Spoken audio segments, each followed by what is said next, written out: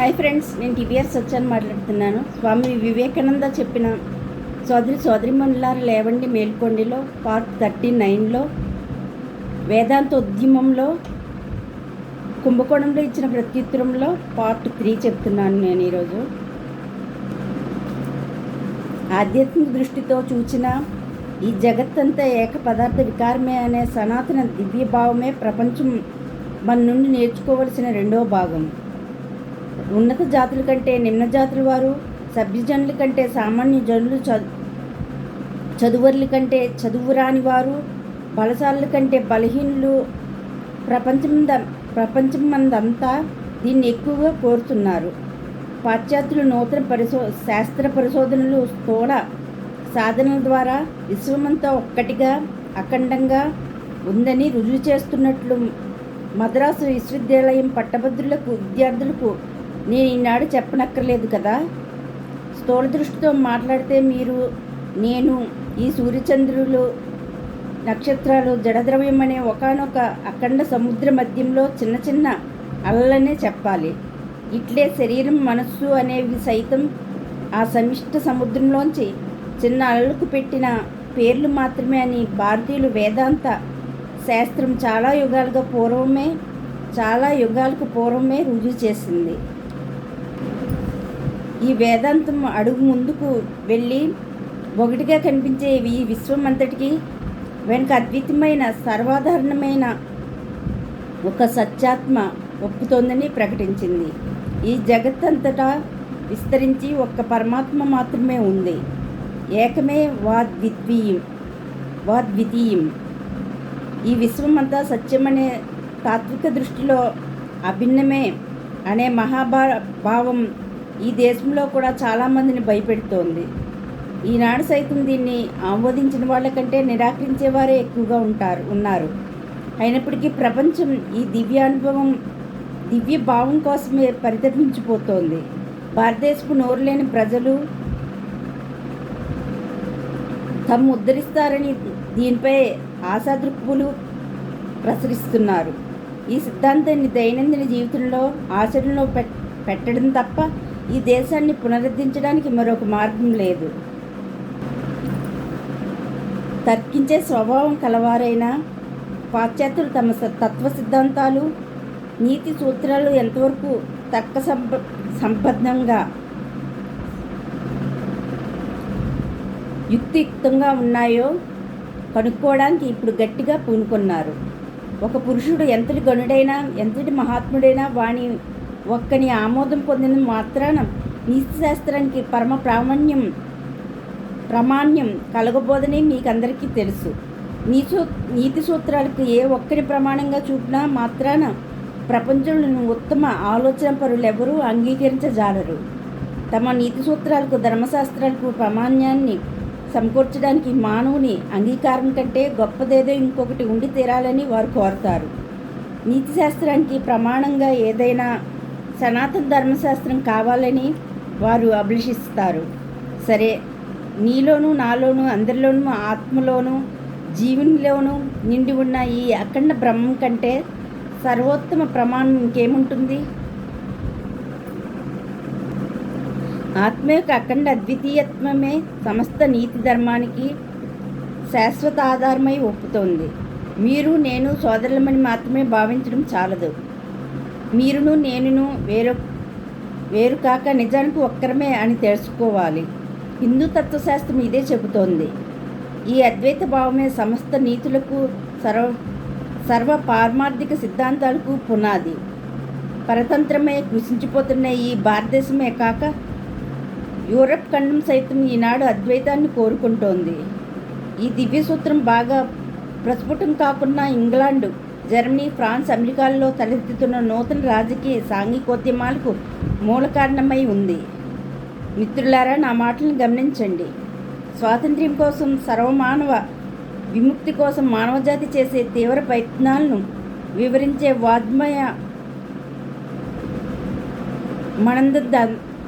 వాజ్మయమునందంతటా భారతీయ వేదాంత దర్శాలు ప్రస్ఫుటమై కనిపిస్తున్నాయి.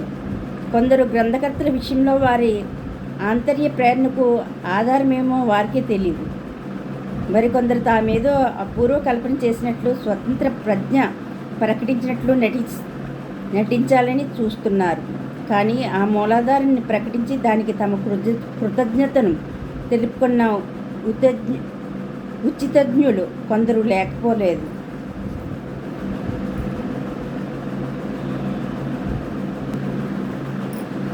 అమెరికాలో ఉన్నప్పుడు నేను అద్వైతాన్నే అత్యధికంగా, ద్వైతాన్ని చాలా కొంచెంగా బోధించాననే ఆక్షేపణ ఒకసారి విన్నాను. పూజా సంసేవనాపరమైన ద్వైత భక్తి సిద్ధాంతాల్లో ఎంతటి మహిమ ఉందో, ఎంతటి భక్తి రాసులున్నాయో అనుభవాన్ని బట్టి నేను ఎరుగుదును. కానీ అట్టి ఆనందంలోనైనా కన్నీళ్లు విడడానికి మనకిది సమయం కాదు. ఇదివరకే కావలసినంత కన్నీరు కార్చాం. మెత్తదనం చూపడానికి మనకి ఇంకా అవకాశం లేదు. మనం దూదిపింజలలాగా మెత్తబడి ప్రాణాలు సైతం కోల్పోయే వరకు ఈ మెత్తదనం మనల్ని వెంటాడి వచ్చింది. మన దేశానికి ఇప్పుడు కావాల్సింది అడ్డులేని ఇనుప కండరాలు, ఉక్కు నరాలు, వజ్ర సంకల్పం.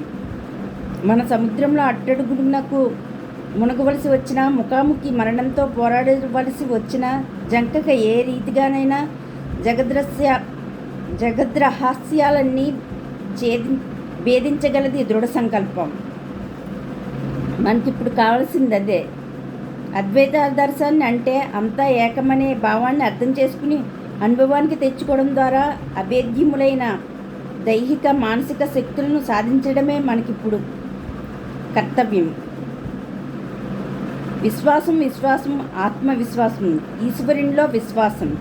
ఈ విశ్వాసమే ఔన్నత్యానికి కీలకం.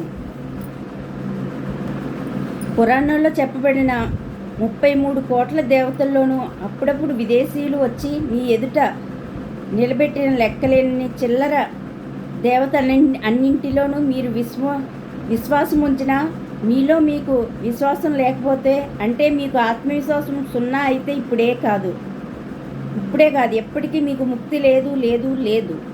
మీలో మీకు గాఢ విశ్వాసం కుదరాలి. ఆత్మవిశ్వాసంతో రొమ్ము విరిచి నిలబడాలి. అదే మనకి ఇప్పుడు కావాల్సింది. మనం ఇద్దరమా, ముగ్గురమా, 33 కోట్ల ప్రజలం కదా.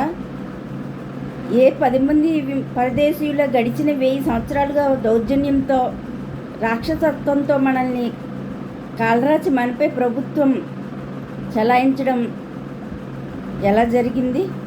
వారికి ఆత్మవిశ్వాసం ఉంది, మనకు లేదు. ఇదే కారణం.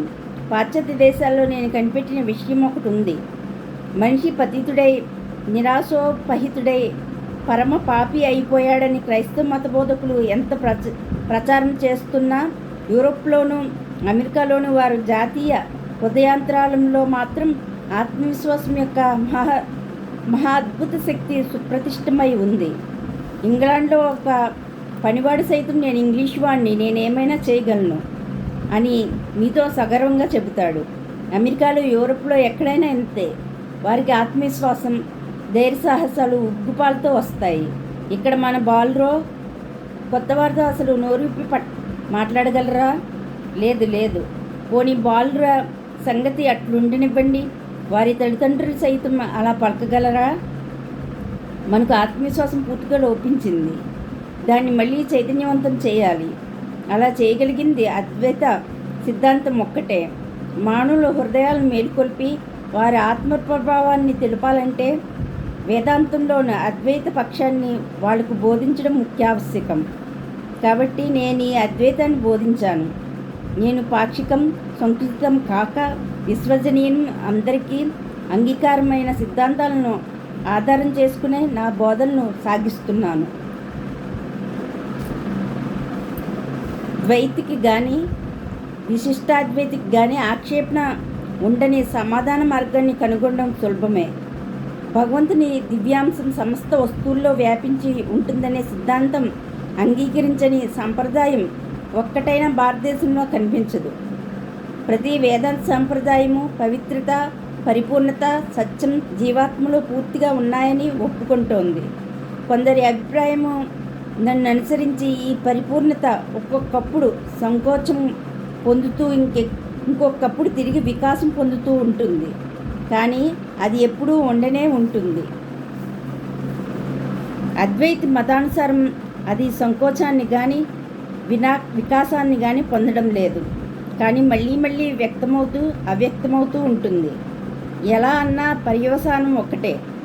ఒక విధంగా చెప్పడం మరొక విధంగా చెప్పడం కంటే తక్కువ సమ్మతంగా ఉండవచ్చు. కానీ పర్యవసానంలో రెండు సిద్ధాంతాలు దాదాపుగా ఒకటే అవుతాయి. ఈ ఒక్క కేంద్రభావమే ప్రపంచానికి ఆవశ్యకంగా ఉంది. ఇతర దేశాలన్నిటికంటే మన మాతృభూమిలో దీని ఆవశ్యకత ఎక్కువగా కనబడుతోంది. మిత్రులారా, ఇప్పుడు మీకు అప్రియంగా తోచే కొన్ని యథార్థ విషయాలు చెప్పవలసి ఉంది. మన దరిద్ర సోదరుల్లో ఎవడైనా ఒక ఆంగ్లేయునిచే అవమానించబడినప్పుడు కానీ హత్య చేయనప్పుడు కానీ దేశమంతా ఎలా గగ్గోలు పెడుతుందో వార్తాపత్రికల్లో నేను చదువుతుంటాను, దుఃఖిస్తాను. మరుక్షణమే దీనికి అంతకు బాధ్యులెవరు అనే ప్రశ్న నా మనసుకు తడుతుంది. వేదాంతిని కావడం వల్ల ఆ ప్రశ్నకు నాకు నేను వేసుకోక తప్పదు. హిందువు అంతర్దృష్టి కలవాడు. అతడు అన్ని విషయాలను తనలోనే తన ద్వారానే సాక్షి దృష్టితో చూడగోరతాడు. కాబట్టి బాధ్యులు ఎవరని నన్ను నేను ప్రశ్నించుకుంటాను. ఆంగ్లేయులు కారు అనే సమాధానమే ప్రతిసారి అంతర్వాణి చెబుతూ ఉంటుంది. నిజం, వారు బాధ్యులు కారు. మన దౌర్భాగ్యానికంతకు మన పతనానికంతకు బాధ్యత మనదే. అన్నిటికీ మనమే బాధ్యులం. మన పూర్వుల్లో ఉత్తమ కులీనులు ఇతర సామాన్య జనులను కాలద్రొక్కి నేల రాచేరు. వారిని దిక్కులేని వారిగా చేశారు. ఈ హింస వల్ల ఆ నిర్భాగ్యులు తాము మనుష్యులమనే మాట దాదాపుగా మరిచారు. ఇలా అనేక శతాబ్దాల కాలం గతిలేక వారు కట్టెలు కొట్టి, నీళ్లు మోసి, చెప్పుడు కుట్టి, కూలీ నాలి చేసుకుని ఎలాగో బ్రతుకులు కొనసాగించారు. తాము సేవకులుగా బానిసలుగా జన్మించామని భావించి వారు అలాగే దుర్భర దారిద్ర్యాన్ని అవమానాన్ని భరిస్తూ కాలం వెళ్ళబుచ్చారు. ఈ కాలపు విద్యార్థికతను మనం ఏదో గొప్పగా చెప్పుకుంటున్నాం. కానీ ఈ దౌర్భాగ్య జీవులపై దాక్షిణ్యం వహించి ఎవడైనా వారిని ఉద్ధరించాలని ప్రయత్నించేటప్పుడైనా ఈ విద్యార్థికులు ముందుకు వచ్చి అట్టి వారితో సహకరించరు. ఇంతేకాదు, ఈ దీనజనులను ఇంకా ఎక్కువగా హింసించి పీడించడానికే పాశ్చాత్యుడు వంశపారంపర్యం సిద్ధాంతాన్ని అట్టివే మరికొన్ని అసంబద్ధ సూత్రాలను ప్రోవ్ చేసి నానావిధ పశువాదాలను రాక్షస తర్కాలను చేస్తుండటం నేను తెలుసుకున్నాను. అమెరికాలోని మత మహాసభకు ఒక యువకుడు, నీగ్రో జాతివాడు, సాక్షాత్ ఆఫ్రికా నీగ్రో జాతివాడు, ఇతరులతో కలిసి వచ్చాడు. అతడు ఒక దివ్యోపన్యాసం కూడా ఇచ్చాడు. ఎలాగో నాకు ఆ యువకుని పట్ల అభిమానం కలిగింది. అప్పుడప్పుడు వానితో మాట్లాడేవాడిని, కానీ అతడెవరో తెలుసుకోలేకపోయాను. కానీ ఇంగ్లాండ్లో ఒక దినం కొందరు అమెరికన్లను కలుసుకున్నాను. వారు నాతో చెప్పినది ఇది: ఆ కుర్రవాడు ఆఫ్రికా మధ్య భాగంలో నివసించే ఒక నీగ్రో జాతి నాయకుడి కొడుకు. ఒక దినం వేరొక నాయకుడు ఈ పిల్లవాని తండ్రిపై కోపం వచ్చి వాణ్ణి చంపాడు. వాణినే కాదు, తల్లిని కూడా నరికేశాడు. శత్రుడు వారి కళేబరాన్ని వండుకుని తిన్నారు. విరోధి నాయకుడు ఈ పిల్లవానికి కూడా చంపేయాలని, వండి తినాలని ఉత్తర్వు చేశాడట. కానీ వీడు ఎలాగో తప్పించుకుని పారిపోయాడు. అనేక కష్టాలు పడి వందల కొద్ది మైళ్ళు ప్రయాణం చేసి సముద్రం తీరం చేరాడు. ఒక అమెరికా ఓడరేవు వీన్ని తమ నౌకలో ఎక్కించుకుని అమెరికాకు తీసుకుని వచ్చారు. ఆ చక్కని ఉపన్యాసం ఇచ్చింది ఈ కుర్రాడే. అది తెలిసిన తర్వాత మీ వంశపారంపర్య సిద్ధాంతాన్ని గురించి నేనేమి అభిప్రాయపడవలసి ఉంటుందో ఆలోచించండి. ఓ బ్రాహ్మణులారా, బ్రాహ్మణుడు పారంపర్య ధర్మం చేతనే మాలవాని కంటే ఎక్కువ బుద్ధి వైభవం కలవాడై ఉంటే బ్రాహ్మణుని చదువు కోసం ఇక డబ్బు ఖర్చు చేయనక్కర్లేదు. దాన్నంతా మాలవారి కోసమే ఖర్చు చేయండి. ఆ బలహీనునికే దానం చేయండి. అది వారికే కదా అవసరం. బ్రాహ్మణుడు బుద్ధి కుశలత కలవాడుగానే కొడితే అతడు ఇతరుల సహాయం లేకుండా తనంత తానే చదువుకోగలడు. ఇతరులు బుద్ధి కుశలత లేనివారైతే వారి విద్యా శిక్షణకై తగిన ఉపాధ్యాయుల్ని ఏర్పాటు చేయండి. నాకు తెలిసినంతవరకు ఇది న్యాయంగానూ సహేతుకంగానూ కనిపిస్తోంది. ఈ దీనజనులు, ఈ పీడిత సోదరులు, ఈ ఆజన్మ దరిద్రులు తమ యథార్థ తత్వాన్ని తెలుసుకోవాల్సి ఉంది. బలవంతులకు బలహీనులకు అండే, ఉత్తములకు నీచులకు ఆధారమై ప్రతి వానిలోనూ ఒక్క అఖండాత్మే ప్రకాశిస్తోంది. యోగులు మహర్షులు కావడానికి తగిన అనంత అవకాశం, అఖండ శక్తి అందరిలో ఉంది. ప్రతి స్త్రీ, ప్రతి పురుషుడు, ప్రతి బాలిక, ప్రతి బాలుడు జాతి భేదం లేక, జన్మభేదం లేక, సబల దుర్బల తారతమ్య విచారణ లేక విశ్వ మానకోటి అంతా దీన్ని ఆలకించి యోచన చేయునుగాక. ఉత్తిష్టత జాగ్రత్త ప్రాప్యవరాన్ని బోధిత.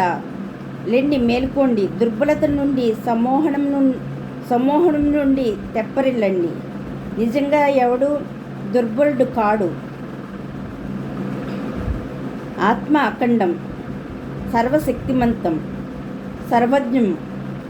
లేచి నిలబడండి, మీ స్వస్వరూపాన్ని ప్రకటించండి. మీలో ఉన్న బ్రహ్మమును ప్రకాశింపచేయండి. వాణ్ణి నిర్లక్ష్యం చేయకండి.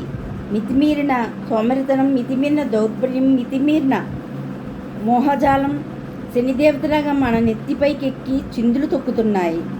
ఓహో నవభారత పుత్రులారా, ఓ సమ్మోహం వదలండి. దానికి కావలసిన మార్గం మీ శాస్త్రాల్లోనే ఉంది.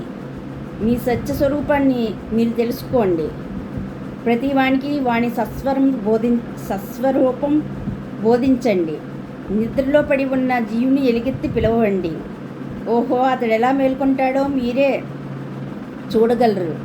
ఆ సుప్తజీవి మేలుకొని సస్వర రూపజ్ఞానంతో కార్యపరుడైనప్పుడు అతనికి శక్తి వస్తుంది, తేజస్సు వస్తుంది, శుభం కలుగుతుంది, పవిత్రత కలుగుతుంది, ఉత్కృష్టమైనదంతా అతన్ని వరిస్తుంది. ఆహా, గీతలో నాకు చాలా ప్రియమైన శ్లోకాలు 2 ఉన్నాయి. అవి శ్రీకృష్ణ భగవానుని ప్రబోధానికి సారమై ముఖ్య పరవసానమైనట్లు నాకు స్పష్టంగా గోచరిస్తున్నాయి. శ్లోకం: సం సర్వేషు భూతేషు తిష్టంతం పరమేశ్వరం వినశ్యత్స్వ వినశ్యంతం యః పశ్యతి న సా పశ్యతి. శ్లోకం: సమం పశ్యహి సర్వత్ర సమోస్థితమీశ్వరం నా హిన స్థాత్మనాత్మానం తతో యాతి పరాం గతిం. అంటే సకల ప్రాణుల్లో సమంగా నివసించే పరమేశ్వరుని అశాశ్వత పదార్థాల్లో ఉన్న శాశ్వత బ్రహ్మాన్ని చూచేవాడే నిజమైన తెలిసినవాడు. సర్వత్రా సంభావంతో ఉండే పరమేశ్వరుని చూచేవాడు ఆత్మతో హింసించడు. కాబట్టి అతడు పరమగతిని అంటే మోక్షాన్ని పొందుతున్నాడు. ఈ విధంగా చూస్తే ఇక్కడే కాక దేశాంతరాల్లో సైతం ధార్మిక పునరుజ్జీవనోద్యమం సాగించే అవకాశం వేదాంతానికి ఉందని స్పష్టమవుతోంది. పరమేశ్వరుడు అంతటా సమంగా వ్యాపించి ఉన్నాడు. నేడు ఈ అద్భుత భావాన్ని మానవజాతిని ఉద్ధరించడానికే ఇక్కడ ఇతర దేశాల్లోనూ ప్రచారం కావించవలసి ఉంది.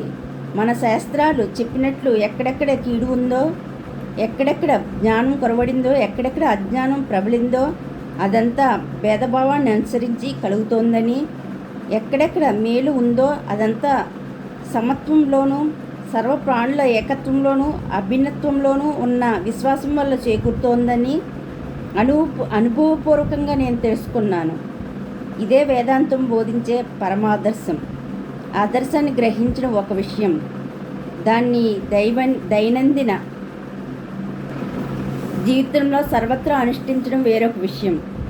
ఆదర్శాన్ని చూపడం చాలా మంచిదే, కానీ దాన్ని సాధించడానికి ఆచరణయోగ్యమైన మార్గం ఏది?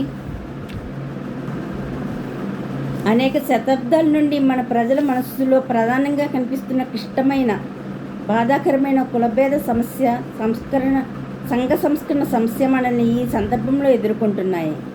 నేను మర్మాన్ని చెబుతున్నాను.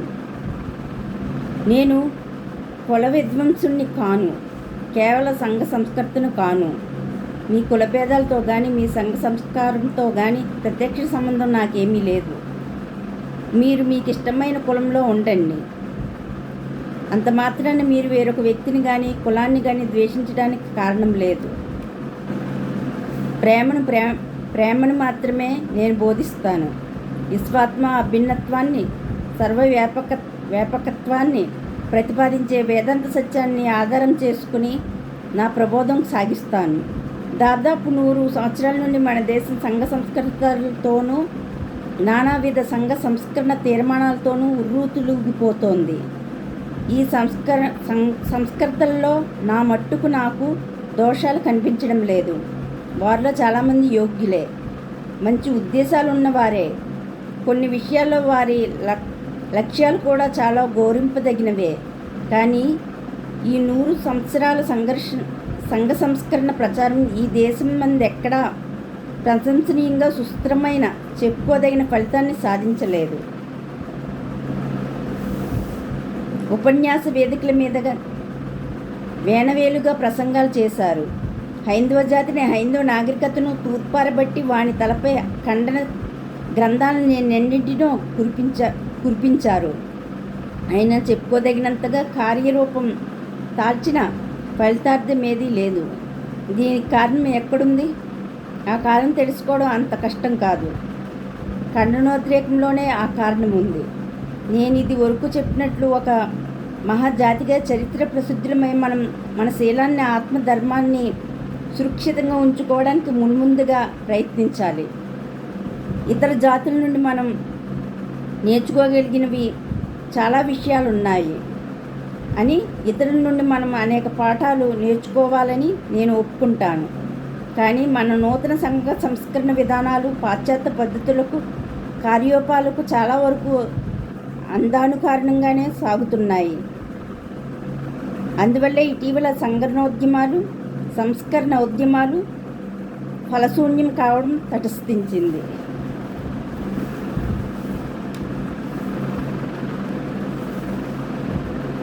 ఇంకొక విషయం ఏమంటే, కేవలం ఖండించడం ఎప్పుడూ కానీ మంచిది కాదు. మన సంఘంలో దోషాలు ఉన్నాయని పసిపిల్లవానికి కూడా తెలుసు. సరే, దోషాలు ఏ సంఘంలో లేవు? లోకంలో నేను కలిసిమెలిసి తిరిగి కనుగొన్న ఆయా జాతులను, ఉపజాతులను సరిపోల్చి చూడగా మొత్తం మీద మన దేశ ప్రజలే మిక్కిలి నీతిపరులని, అత్యంత భక్తి పరాయణులని, మన సంస్థలే వాటి ఏర్పాటును బట్టి చూచినా, వాటి గమ్యార్థాన్ని బట్టి చూచినా మానవజాతి అభ్యుదయానికి బాగా తోడ్పడినని నేను నిర్ధారణ చేసుకున్నానని నా దేశీయులారా ఈ సమయంలో మీకు చాటి చెబుతున్నాను. కాబట్టి మన సంఘంలో ఎలాంటి పునర్నిర్మాణాన్ని నేను కోరడం లేదు. వృద్ధి, వికాసం, జాతీయ విధానాలను అనుసరించే పురోగమనం నా ఆదర్శమై ఉంది. నా దేశం పూర్వచరిత్రను తడివి చూచేటప్పుడు మానవ బుద్ధి వికాసానికి ఇంతగా తోడ్పడిన దేశం ఈ ప్రపంచంలో వేరొకటి నాకు కనిపించడం లేదు. కాబట్టి నా జాతిని దూషించడానికి నాకు నోరాడదు. నేను మన వారితో మీరు చేసింది బాగుంది, ఇంకా బాగు చేయడానికి ప్రయత్నించండి అనే చెబుతాను. ఈ దేశంలో పూర్వకాలంలో ఎన్నో ఘనకార్యాలు చేయబడినాయి. ఇంకా గొప్ప పనులు చేయడానికి వ్యవధి, అవకాశం కూడా ఉన్నాయి. మనం ఎటు కదలక నిలిచి ఉండజాలమని మీకు తెలుసు కదా. మనలా కదలక నిలిచి ఉంటే మనకు మరణమే గతి. మనం ముందుకు సాగిపోవాలి, లేకపోతే వెనుకకైనా పోవాలి. అభివృద్ధిని పొందాలి లేదా క్షీణించాలి. మన పూర్వులు మునుపు మహాకార్యాలను చేశారు. అయినా మనం ఇంకా నిండు జీవనాన్ని సాధించి వారి ఘనకార్యాలన్నింటినీ దాటిపోవాలి. కాబట్టి మనం వెనక్కిపోయి క్షీణించడం ఎలా? అది ఎన్నటికీ పొసగదు. ఎన్నడూ అలా కాకూడదు. వెనుకకు పోతే జాతి క్షీణించి నాశనమైపోతుంది. కాబట్టి మనం ముందుకే పోయి ఇంకా గొప్ప కార్యాలను సాధించాలి. నేను మీకు చెప్పవలసింది ఇదే. ఎలాంటి తాత్కాలికమైన సంఘ సంస్కరణను నేను బోధించేవాడిని కాదు. నేను దోషాలను సవరించాలని ప్రయత్నించడం లేదు. మీరు ముందుకు సాగిపోతూ మన పూర్వుల చేత నిర్దిష్ట విధంగా నిర్మించబడి ఉన్న మానవ పరిణామ పథకాన్ని ప్రత్యక్షాచరణం వల్ల పూర్తి చేయండని మాత్రమే విజ్ఞప్తి చేస్తున్నాను. మానవజాతి ఏకత్వం మనుష్యునిలో అంతర్గతమై వెలిగే దివ్యాంశ పరమగమ్యమై వెలిసే వేదాంత ఆదర్శం ఇంకా ఇంకా హెచ్చుగా స్వానుభవానికి తెచ్చుకోవడానికే పడండని మాత్రం మిమ్మల్ని హెచ్చరిస్తున్నాను. నాకు సమయమే ఉంటే మనం ఈనాడు చేయవలసిందంతా అనేక సంవత్సరాలకు ముందే మన ప్రాచీన వృత్తికర్తల చేత ఎలా నిర్ణయించబడిందో, మన జాతీయ జీవితంలో సంభవించిన ఇంకా సంభవిస్తున్న పరిణామాలన్నింటినీ ఆనాడే వారెలా ఊహించారో వివరంగా మీకు తెలిపేవాడిని. వాళ్ళు కూడా కులవైర విద్వంసుకులే. అయితే ఆధునిక పురుషుల వలె కాదు. కులభేద నిర్మూలన మనగానే ఊరంతా కలిసి కూర్చుని గోమాంసంతో కూడిన భోజనం చేయాలని కానీ, పారాయణం సేవించాలని కానీ దేశంలోని పిచ్చివాళ్ళు, బుద్ధిహీనులు అందరూ తమకి ఇష్టమైనప్పుడు, ఇష్టమైన చోట, ఇష్టమైన వారిని పెళ్లి చేసుకునవచ్చునని కానీ, అలా దేశాన్ని ఒక పెద్ద పిచ్చివాళ్ళ శరణాలయంగా మార్చివేయాలని కానీ మన పూర్వులు ఆశించిన వారు కారు. ఇంకా ఒక దేశ సౌభాగ్యం అందరి వితంతువుల్లో ఎందరికీ భర్తలు దొరికారో అనే లెక్కపై ఆధారపడుతుందని నమ్మినవారు కారు. అలాంటి వైభవంతో వెలిగిపోయే దేశం ఎన్నడైనా ఉండగలదేమో చూడవలసి ఉంది. మన పూర్వుల దృష్టిలో బ్రాహ్మణుడే ఆది పురుషుడు. మన గ్రంథాలన్నింటిలో ఆ బ్రాహ్మణాదర్శం ప్రస్ఫుటంగా గోచరిస్తూ ఉంటుంది. యూరప్లో మఠాధిపతులంతా తమ పూర్వుల ఘనతను రుజువు చేసుకోవడానికి వేలకు వేలు ఖర్చు పెట్టి ఎంతో తంటాలు పడుతుంటారు. ఎక్కడనో ఒక కొండలో కాపురముండి దారిని పోయేవారిని కనిపెట్టి చూస్తూ వీలు చిక్కినప్పుడంతా వారిపై పడి దోచుకుంటూ సుప్రశస్తి గడించిన ఘోర చోరాగ్రేసర చక్రవర్తి వద్దకు ఎలాగో తమ వంశమూలం లాక్కుని పోయేంత వరకు వారికి నిద్ర పట్టదు. కులీనత ప్రదాతలైన ఆ మూల పురుషుల వృత్తి అంత దారుణంగా ఉండగా నేటి పీఠాధిపతి అలాంటి వారిలో ఒకరిని తన గోత్ర పురుషునిగా నిరూపించుకునే వరకు సంతృప్తి పొందలేకున్నాడు. ఇక భారతదేశంలోనైతే మహారాజులు సైతం కోపీనాన్ని ధరించి కందమూలాలు తిని వేదపారాయణం చేస్తూ అడవుల్లో నివసిస్తూ ఉండిన ఏ ప్రాచీన ఋషునో తమ వంశ పురుషునిగా నిర్ధారణ చేసుకోజూస్తారు. భారత రాజశ్రేష్ఠులు తమ వంశ వృక్షమూలం కనుగొనడానికై పోయేది అక్కడికి. మన వంశపురుషుడు ఋషి అయితేనే మనది ఉత్తమ కులమవుతుంది, లేకుంటే కాదు.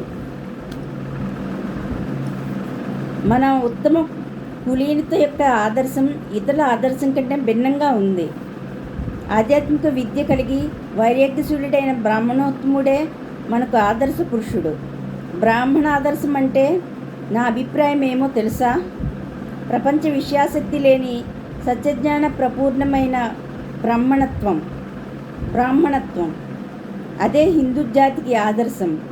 బ్రాహ్మణుడు రాజశాసనానికి అతీతుడని, వానిని బంధించే శాసనమే లేదని, రాజులకు అతనిపై అధికారం లేదని, వాని శరీరాన్ని ఎన్నడూ హింసించతగదని విధించే ప్రమాణాలను మీరెన్నడూ వినలేదా?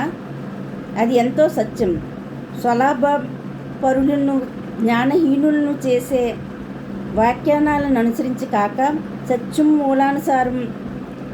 సత్యం మూలానుసరణం అయిన వేదాంత భావాలను అనుసరించి మీరు ఈ విషయాన్ని అర్థం చేసుకోవాలి. బ్రాహ్మణుడు అనగా స్వలాభాపేక్షను పూర్తిగా చంపుకున్నవాడు. జ్ఞానాన్ని, భక్తి ప్రపత్తులను తాను సంపాదించి ఇతరులకు ప్రసాదించడమే వృత్తిగా పెట్టుకుని జీవించేవాడు అని భావిస్తే, అలాంటి బ్రాహ్మణులతో అంటే ఆధ్యాత్మిక విద్యాపరాయణులు, నీతిమంతులు, ధర్మశీలులు అయిన స్త్రీ పురుషులతో నిండి దేశం ఉంటే, అలాంటి దేశం రాజశాసనానికి అతీతమై ఉంటుందని భావించడం ఒక ఆశ్చర్యమా? అట్టి వారిని అదుపులో ఉంచడానికి రక్షక భటులు, యుద్ధవీరులు అవసరమా? వారిని ఎవరైనా అదుపులో ఉంచవలసిన అవసరం కలుగుతుందా? వారు ఏ ప్రభుత్వం కిందనైనా జీవించడం ఎందుకు? వారు ఉత్తములు, పూజ్యులు, దైవాంశ సంభూతులు కదా. మన ఆదర్శ బ్రాహ్మణులు ఇలాంటి వారు. సత్యుగంలో ఒకటే కులం ఉండేదని, అది బ్రాహ్మణ కులమే అని మనం చదువుతున్నాం. సృష్టి ప్రారంభంలో ప్రపంచమంతా బ్రాహ్మణులతో నిండి ఉన్నదని మహాభారతం చెబుతోంది. వారే క్రమేణా పతితులు కాగా వేరువేరు కులాలుగా చీలిపోయారట. యుగచక్రం తిరిగి వచ్చేటప్పుడు సృష్టాదిలోలాగా అందరూ మరలా బ్రాహ్మణులు అవుతారు. ఈ యుగచక్రం ఇప్పుడు తిరిగిపోతుంది. అందువల్లనే ఈ విషయాలను మీ జ్ఞప్తికి తెస్తున్నాను. కాబట్టి వర్ణ సమస్యలను పరిష్కారం చేయడానికై ఇదివరకు ఉన్నతిలో ఉన్నవారికి కిందికి దిగలాగకూడదు. ఆహార పానీయాల విషయంలో హద్దుమీరి ఇష్టం వచ్చినట్లు ప్రవర్తించరాదు. అధికాధికంగా సుఖాలను అనుభవించాలని పరిమితులను దాటిపోకూడదు. అది మార్గం కాదు. మనలో ప్రతివాడు వేదాంత మతాదర్శాలను అందుకోవడం వల్లనే ఆ సంస్కరణ సిద్ధించగలదు.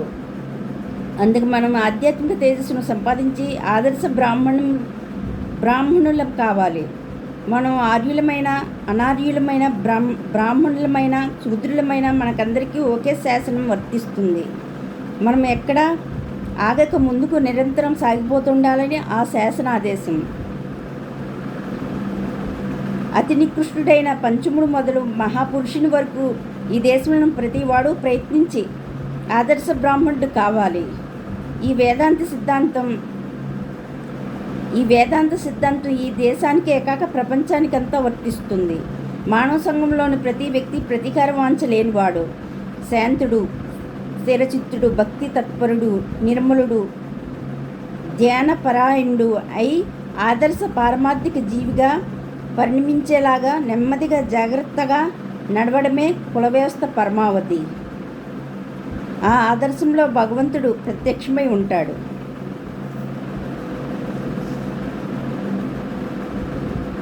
ఈ ఫలితార్థాలు చేకూరడం ఎలా? శపించడం, తిట్టడం, దూషించడం ఏమాత్రం ఉపకారం కావని నేను మళ్ళీ మీకు చెబుతున్నాను. ఎన్నో ఏళ్ళు వారిని ఉపయోగించి చూశారు. చెప్పుకోదగిన ఫలం కొంచెం కూడా చేకూరలేదు. సత్ఫలితాలు ప్రేమ ద్వారా, సానుభూతి ద్వారా మాత్రమే చేకూరుతాయి. ఇది చాలా గొప్ప సమస్య. నా దృష్టిలో ఉన్న పరిష్కార మార్గాలన్నింటినీ, దినదినమున నా మనసుకు తట్టుతున్న ఊహలన్నింటినీ వివరించడానికి అనేక ఉపన్యాసాలను ఇవ్వవలసి ఉంటుంది. కాబట్టి ఓ హిందూ సోదరులారా, మన హైందవ ధర్మ నౌక యుగయుగాంతరాల నుండి లోకోపకారం చేస్తూ యాత్ర చేస్తున్నదని మాత్రం మీకు జ్ఞాపకం చేస్తూ ఇప్పటికీ నా ఉపన్యాసాన్ని ముగించాలనుకుంటున్నాను. ఈనాడు బహుశా మన నౌకకు చిల్లిపడి ఉండొచ్చు, కొంచెం ఓటిదైపోయి ఉండొచ్చు. అలా అయితే మీరు నేను గట్టిగా ప్రయత్నించి ఆ పెద్దాన్ని పగుళ్లను పూడ్చివేయడం ధర్మం. రానున్న అపాయాన్ని గురించి మన దేశీయులను హెచ్చరింతుముగాక. చిరనిద్రలో మునిగి మృతుల్లాగా పడి ఉన్న భారతీయులను నిద్ర నుండి లేపి ప్రస్తుత స్థితిని, కర్తవ్యాన్ని వారికి తెలపడానికే మన దేశంలో అంతటా ప్రచారం చేసి నా శక్తి కొద్దీ ఎలుగెత్తి ప్రబోధిస్తాను. వారు నా పలుకులను పెడచెవిని పెట్టుదురుగాక. వారిని నిందించను. ప్రాచీన కాలంలో మన పూర్వులు ఎన్నో ఘనకార్యాలు చేశారు. మనం భవిష్యత్తులో వారికంటే గొప్ప కార్యాలను సాధించకపోతే అందరం ఒకటిగా మునిగి మనశ్శాంతితో మరణించామనే తృప్తినైనా సాధించుము గాక. దేశం పట్ల అభిమానం పెంచుకోండి. గత కాలంలో మన కోసమే అంతటి ఘనకార్యాలు చేసిన మునుపటి మహనీయుల్ని సంస్మరించండి. సోదరులారా, నేను ఆలోచించే కొద్దీ మీపై ప్రేమ ఎక్కువ అవుతోంది. మీరు యోగ్యులు, పవిత్రులు, సాధువులు. తరతరాలుగా మీరు హింసల పాలవుతున్నారు. ఈ మాయను కలియుగంలో మన గతి ఇలాగయింది. పోనివ్వండి, చివరికి ఆత్మ జయించి తీరుతుంది. ఈ లోపుగా మనం నిరంతరం కృషి చేద్దాం. మన దేశాన్ని మనం నిందించరాదు.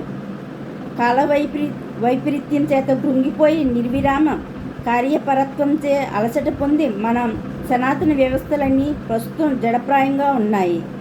అంత మాత్రాన వారిని శపించి తిరస్కారం చేయరాదు. అతి మూర్ఖం వివేక శూన్యం అయిన సంప్రదాయాలను కూడా నోరెత్తి నిందించకండి. పూర్వం ఒకప్పుడు అవి కూడా కొంత ఉపకారం చేసే ఉంటాయి.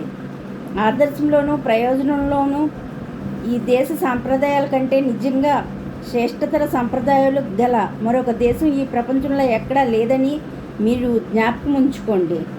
లోకంలో దాదాపుగా ప్రతి దేశంలోనూ కుల విభాగాలు ఉండటం నేను చూశాను. కానీ ఇంకెక్కడా వాని గమ్యార్థం ఇక్కడున్నంత మహనీయంగా లేదు. కుల విభాగం అనివార్యమే, అయితే డబ్బు వల్ల ఏర్పడే విభేదం కంటే పవిత్రత, సభ్యత, త్యాగం మొదలైన వాడి నుండి ఏర్పడిన విభాగాన్నే నేను అభిమానిస్తాను. కాబట్టి దూషించకండి. పెదవులను మూసిపెట్టి మీ హృదయాలను తెరవండి. మీలో ప్రతివాడు భారమంతా పూర్తిగా తన ఒక్కని నెత్తి మీద ఉన్నట్లు భావించి ఈ దేశం యొక్క ప్రపంచమంతటి యొక్క విముక్తి కోసం పాటుపడాలి. వేదాంతం నుండి ప్రసరించే దివ్య తేజస్సును, చైతన్య శక్తిని ఇంటింటికి తీసుకుని పోయి పంచిపెట్టండి. ప్రతి జీవిలోనూ దాగి ఉన్న దైవాంశంను మేలుకొల్పండి. అప్పుడు మీకు చేకూరే విజయం ఏపాటిదైనా మీరు ఒక మహోద్యమాన్ని చేపట్టి దానికోసమే పాటుపడి దానికోసం జీవితాన్ని అర్పణ చేసిన సంతృప్తి మీకు లభిస్తుంది. ఈ ఉద్యమ విజయం ఎలా చేకూరినా దాని మీదనే ఇప్పుడు కానీ తర్వాత కానీ మన జాతి మోక్షం ఆధారపడి ఉంది. ఓకే ఫ్రెండ్స్, స్వామి వివేకానంద చెప్పిన సోదరిమణులారా, లేవండి మేల్కొండలో వేదాంత ఉద్యమంలో పార్ట్ 39 అయింది. నెక్స్ట్ పార్ట్ సోదరిమణులారా లేవండిలో నెక్స్ట్ పార్టీ చెప్తాను. అదే నేను చెప్తున్న ఈ లేవండి మేల్కొండిలో ఏమైనా మిస్టేక్స్ ఉంటే దయచేసి మీకు క్షమించండి.